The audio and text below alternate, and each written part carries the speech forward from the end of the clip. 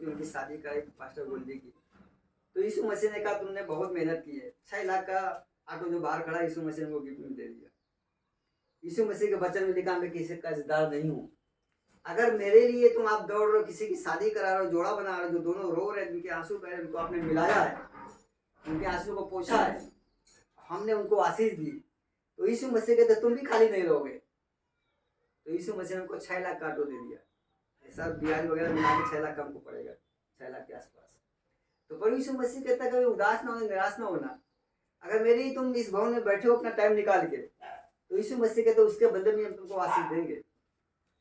इसलिए प्रभु कहता है कि मैं किसी का कर्जदार नहीं हूँ। अगर आपने टाइम निकाला है और यीशु मसीह कहते मेरे पास आए, मेरे भवन में टाइम निकाल के, अपना घर छोड़ के, बच्चों को छोड़ के, अपना काम छोड़ के, तो यीशु मसीह कहते उसके बदले हम तुमको आशीष देंगे। मैं किसी का कर्जदार नहीं हूँ, यीशु मसीह कहते हम देंगे जरूर। कहाँ से देंगे वो मेरे ऊपर मिलेगा जरूर आपको, कहीं ना कहीं से यीशु मसीह देगा। हम लोग वचन में चलेंगे, थोड़ा देख लेंगे कि यीशु मसीह वचन में क्या बताना चाहते हैं, क्योंकि अभी एक जगह में और प्रार्थना में जाना है। हम लोग निकालेंगे उत्पत्ति, और बाइबल किसी को पढ़ना हो तो ले सकते हैं, वहाँ पे बाइबल रखी है, अगर पढ़ना है तो ले सकते हैं, और नहीं तो फिर हम पढ़ रहे तो आप लोग,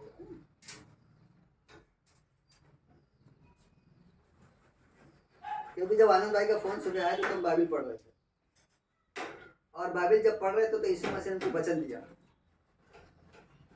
तो वही वचन आपको बताना चाहेंगे कि यीशु मसीह ने हमको कौन सा वचन दिया।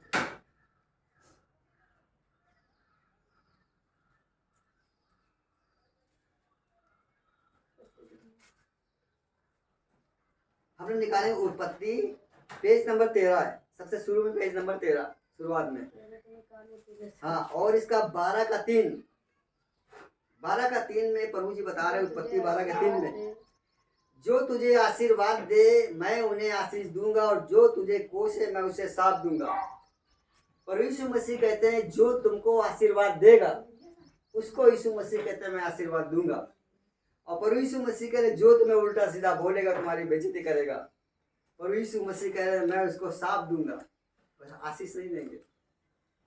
यीशु मसीह कह रहे हैं मेरे लोगों को जो आशीर्वाद देगा उसको मैं आशीष दूंगा। प्रभु के वचन में एक जगह लिखा हुआ है जो मेरे लोगों को 1 गिलास ठंडा पानी पिलाएगा मैं उसके बदले में तुमको आशीष दूंगा। नाश्ते की बात अलग है, यीशु मसीह कहते हैं अगर 1 गिलास पानी भी आपने पिला दिया तो यीशु मसीह कहते हैं उसके बदले में मैं तुमको आशीष दूंगा।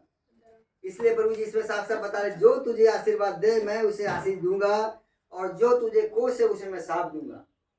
प्रभु कह रहे हैं मेरे लोगों को कोई परेशान ना करे। इसलिए प्रभु जी कह रहे हैं जो मेरे लोग हैं मेरे चुने हुए हैं। यीशु मसीह कहते हैं मेरे लोग मेरे अपने हैं, मेरे बच्चे हैं, यीशु मसीह कहते हैं। और एक वचन हम लोग और निकालेंगे इसी में, इसी का बताएंगे कौन सा है, इसी उत्पत्ति का 17 और पेज नंबर 17 ही है, पेज नंबर 17 में है। और इसमें उत्पत्ति 17 का पहला है, इसमें लिखा हुआ प्रभु जी बता रहे हैं मैं सर्वशक्तिमान ईश्वर हूँ, मेरी उपस्थिति में चल और सिद्ध होता जा। परमेश्वर कह रहे मैं सर्वशक्तिमान ईश्वर हूँ, मेरी उपस्थिति में चल और सिद्ध होता जा। प्रभु जी कह रहे मेरे साथ चल और मेरी बातों को मान, मेरी आज्ञा को मान, जैसा मैं कहता हूँ वैसा तू कर। इसलिए प्रभु कह रहे हैं कि जब तुम चलोगे मेरे साथ कदम से कदम मिला के चलोगे तो तुम सिद्ध हो जाओगे।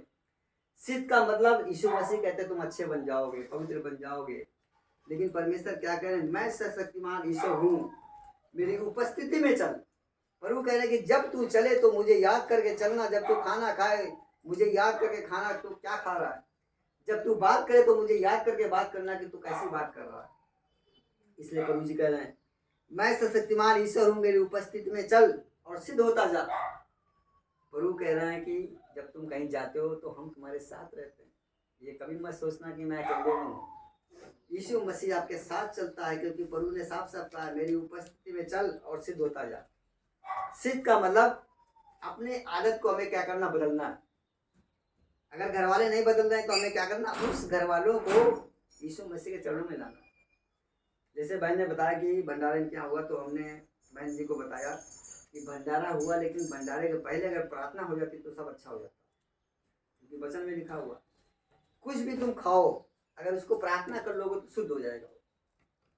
इसलिए कोई भी घर वाले नहीं मान रहे, कुछ करा रहे, तो हम सबसे पहले क्या करें, उसमें प्रार्थना करा दें। जब प्रार्थना करा देंगे तो यीशु मसीह का हाथ उस पर आ जाएगा, सारा खाना आशीषित हो जाएगा, प्रभु के हाथ में आ जाएगा सब। यीशु मसीह के नाम से भंडारा करा दो, उसमें क्या, यीशु मसीह भी तो प्रभु है।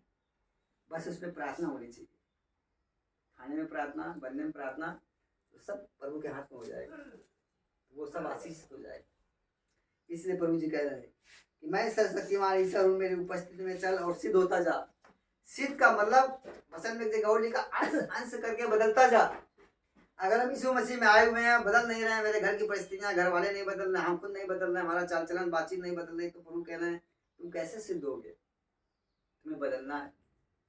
यीशु मसीह कहते हैं तुम्हें बदलना है, मैं सर्वशक्तिमान ईश्वर हूँ, मेरी उपस्थिति में चल और सिद्ध होता जा। सिद्ध होने का मतलब बदलो। प्रभु कह रहे हैं बदलो, मेरी बातों को मानो। इसलिए परमेश्वर क्या कह रहा है कि हमें क्या करना है, बदलना है।